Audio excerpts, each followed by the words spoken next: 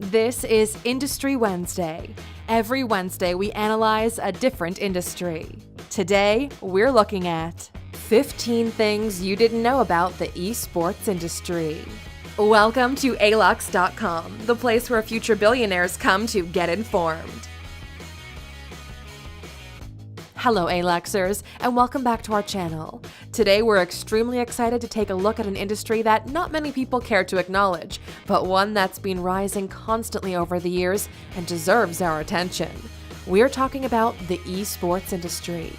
What started as a bunch of high school kids playing video games together in a room turned into a worldwide phenomenon with sold-out stadiums, millions of fans, and a market size that is expected to reach $1.5 billion by 2020. Today, the esports industry, along with all its segments, could have the potential to completely change the way we consume content as a whole, but we'll talk about that later in the video. If you're new here, welcome. Be sure to subscribe and follow us on Instagram at Alux. The esports scene is a perfect example of how the merger between technological progress, cultural environment, and traditional entertainment can open the door for a completely new and full-blown industry. And with all that said, here are the 15 things you didn't know about the esports industry. Number 1. Esports was a thing before consumer-grade internet even existed. The internet as we know it took shape in the late 80s when the first internet service provider, or IPS, began to emerge, but people were playing competitive video games as early as the 70s. One of the first video game competitions took place at Stanford University in 1972 for the game Space War, the final prize being a one-year subscription to the Rolling Stone magazine. It was clearly a hobby back then, with little to no money involved, but that was about to change dramatically. Number 2. South Korea played a huge role in the development of the industry. South Korea is viewed by many as the mecca of esports. With the rise of internet connectivity came a whole new world of opportunities and things to do for leisure, with online gaming being the focal point, and nobody embraced the new trend harder than South Koreans. LAN gaming centers, or PC banks as they call them, started to pop up all over the country, with most of them providing their customers with food and drinks, and later on, even places to take a nap. Competitive gaming became such a popular and respected activity that the Korean Ministry of Culture, Sports, and Tourism actually founded a new department called the Korean Esports Association in order to promote and regulate the new industry. To put things into perspective, being a pro gamer in Korea is like being an NFL player in the US. Number 3. There are still major visa issues for esports players. Even though esports is a big industry, it's still in its early years, and general rules and regulations are just starting to solidify. However, it's still not uncommon for players to be kicked out in the middle of a tournament, even being barred from entering a country altogether due to visa issues, or local authorities not recognizing professional esports players as worthy of receiving a traveling visa. Things are starting to slowly pick up though, an example being the P1A visas, which are issued to internationally recognized athletes, for which professional gamers can now apply. Even with the hardships the industry is facing, its ability to force the system to change its rules is damn impressive. Number 4. In 2014, an esports event sold out the same stadium that the 2002 FIFA World Cup took place in. It may come as a surprise, but major esports events have been selling out stadiums for years. Every esports game has its own league and tournaments, and the major ones culminate in a world championship that happens every year where the best esport teams compete for millions of dollars. In 2014, the World Championship for Riot's League of Legends took place in Seoul's second-largest arena, which once hosted the 2002 FIFA World Cup. A total of 45,000 fans attended the event, along with another 11 million viewers watching it live online. If you think that's impressive, in 2017, the World Championship Finals took place in Beijing's National Stadium, the same one that hosted the 2008 Summer Olympics. A total of 91,000 tickets were sold out in a matter of seconds, with an online viewership peaking at 106.21 million people. To put things into perspective, in the same year the Super Bowl final had an attendance of 70,000, while the UEFA Championship League final had 66,000. Number 5. The Dota 2 International 2017 had a total prize pool close to $25 million. In the early years of esports, even six-figure prize pools for major tournaments were unheard of. There weren't many people throwing money at gaming events, let alone big sponsors to boost prize pools. However, Valve, the company that made the game Dota 2, came up with a very interesting strategy to make up for the lack of funding. They created a series of in-game purchases for players to buy, and a good portion of the money went straight to the prize pool for their upcoming World Finals, called the International. Fans of the game certainly didn't shy away, and a total of $24,800,000 was raised, with close to $11 million going to the winning team. That means that each one of the 5 players won around $2 million. Considering that Roger Federer got paid $2.9 million for winning Wimbledon, one could say that esports careers are no longer something to laugh about. Number 6. Manchester United got into a bidding war over an esports team. Manchester United, yes, the UK football giant Manchester United, got into a bidding war against Fnatic, one of the biggest esports organizations, over an Overwatch team. Overwatch is a team-based multiplayer first-person shooter made by Blizzard Entertainment back in 2016. Not long after the game was released, the UK football club started scouting for teams to break into the esports scene. After finding the right candidates, they quickly got counter-offered by Fnatic, which was doing the same thing. This isn't the first time a traditional sports organization tried to enter the esports world either.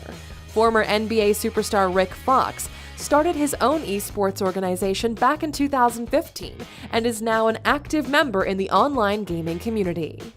Number 7. The esports scene faced a huge gambling scandal. Where there's competition, there's also gambling, but esports open the door for a whole new way of betting away your money. In the popular first-person shooter CSGO, you can get in-game skins that can change the appearance of your weapons in order to let players customize their experience. These are available within the game's own shop, where you can pay to open a box that contains a random skin, and they also drop as you play the game. Players could also trade the skins between each other for money, and the rarer the skin, the more people were willing to pay. Furthermore, third-party websites started to appear where you could bet your skins in esports matches with a chance of getting more valuable ones in return. However, the market got so big and out of control that according to Bloomberg Businessweek, in 2015 there were around $2.3 billion worth of skins being traded and gambled around. It didn't take long before people started to exploit this unregulated market by creating their own gambling websites and promoting them under false claims to underage kids. People actually got rich from trading pixels. It got so bad at the time that the Federal Trade Commission had to intervene and regulate the market. Number 8. Cheating is a problem in the online gaming competitions. Imagine you're an average football player, but you have a special pair of shoes that make you run faster, and every time you hit the ball, you score. That's actually a thing in online gaming, especially in first-person shooter games, where you can activate cheats that let you see through walls and your bullets always hit, no matter how unimpressive your accuracy is.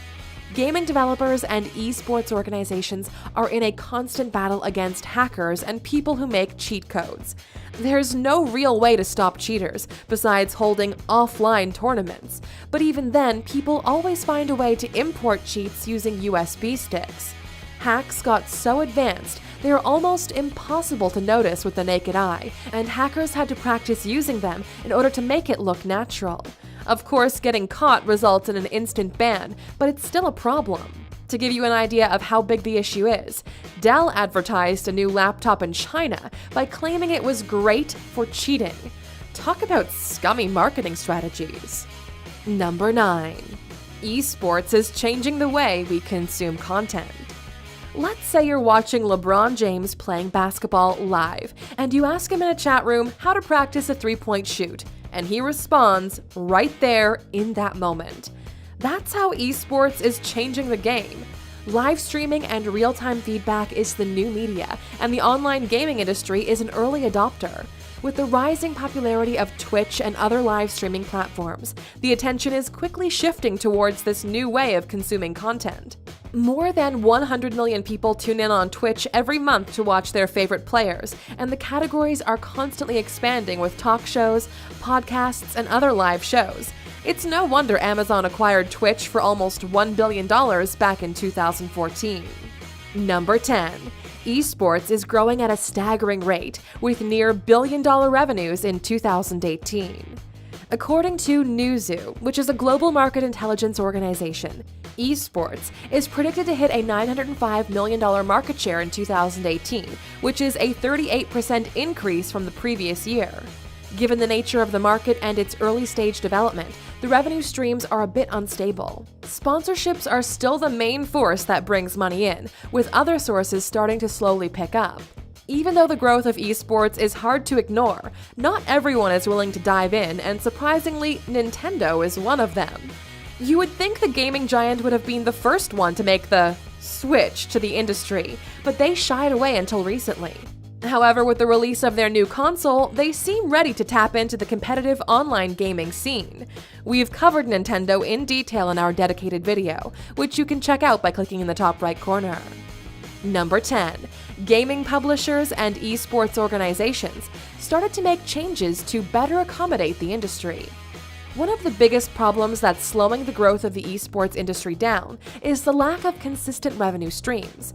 Like we mentioned earlier, the biggest revenue bulk comes from sponsorships, but changes had to be made in order to bring more eyeballs and wallets to the market.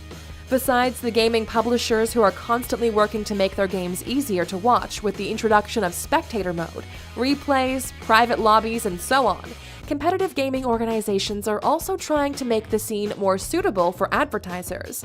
Recently, Riot Games decided to turn their League of Legends Championship Series, or LCS, into a franchised league, requiring $13.2 million for new teams to join. According to Riot, the franchising structure is a recognizable format for sponsors, advertisers, and their agencies. The main goal is to make the competitive gaming scene more similar to traditional sporting events in terms of structure, which in turn will hopefully encourage advertisers and other media outlets to start investing. Number 12. Universities from all around the world started to offer esports scholarships. The only thing more satisfying than poning noobs in online games is having that delightful activity pay for your education. According to Forbes, esports may be the next new college football. Since 2013, some universities started to recognize professional gamers as varsity-level athletes who were eligible for scholarships. Recently, Ohio's Ashland University announced they would be offering scholarships of up to $4,000 for the best Fortnite players.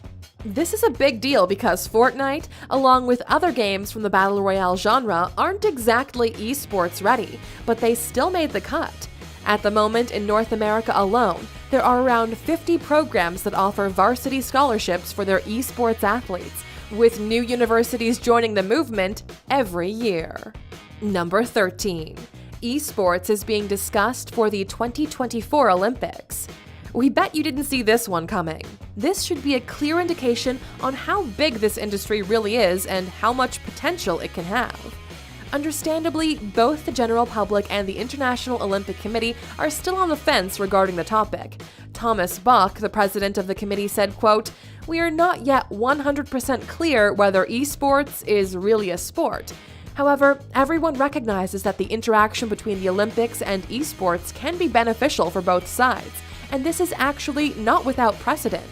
In April 2017, the Olympic Council of Asia, or OCA, announced they would be featuring esports in the 2020 Asian Games, in partnership with AliSports, which is the sports-focused arm of the Alibaba Group.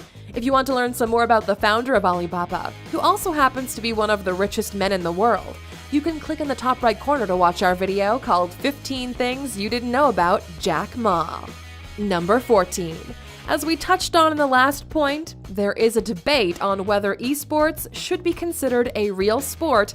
There are a lot of people from all walks of life who are arguing that esports should not be viewed as a traditional sport because it doesn't involve physical exertion or coordination. If you don't break a sweat, I don't consider it a sport. Or, if you don't have a six-pack, you're not an athlete, are some of the phrases commonly thrown around when the topic is discussed. People even question if esports can truly be a spectator sport, even though more people are already watching esports than any other traditional sport out there. The real question is, who cares? Esports is here to stay whether people agree with it or not. Number 15. Esports is changing the gaming stigma. How many times have you heard the media pushing the idea that video games make you violent, or that if you have a controller in your hands on a Saturday night, that means you're an overweight male with no social skills? The idea of playing video games is still met with negativity, and it's considered by many a waste of time doing something unproductive. However, esports is managing to break the narrative and place a whole new light on the gaming industry, and it's not just for the youth. In 2017, the University of Montreal conducted a study which suggested that playing 3D platform video games on a regular basis may improve cognitive functions in seniors and increase gray matter in the brain. Maybe playing video games now and then isn't so bad after all. And that's it for today's video, Aluxers. We hope you learned something new and have a better understanding of esports with all its potential and opportunities. We ourselves keep a close eye on the industry, as we think it'll play a major role in the future of entertainment. Now, we're curious to know, do you think esports should be considered a real sport? Let us know in the comments below. And of course, as a thank you for sticking with us all the way to the end, here's your bonus fact. Number 16. Mark Cuban got fined for dropping an F-bomb at an esports event. You may know Mark as one of the angel investors from Shark Tank, or for owning the NBA's Dallas Mavericks.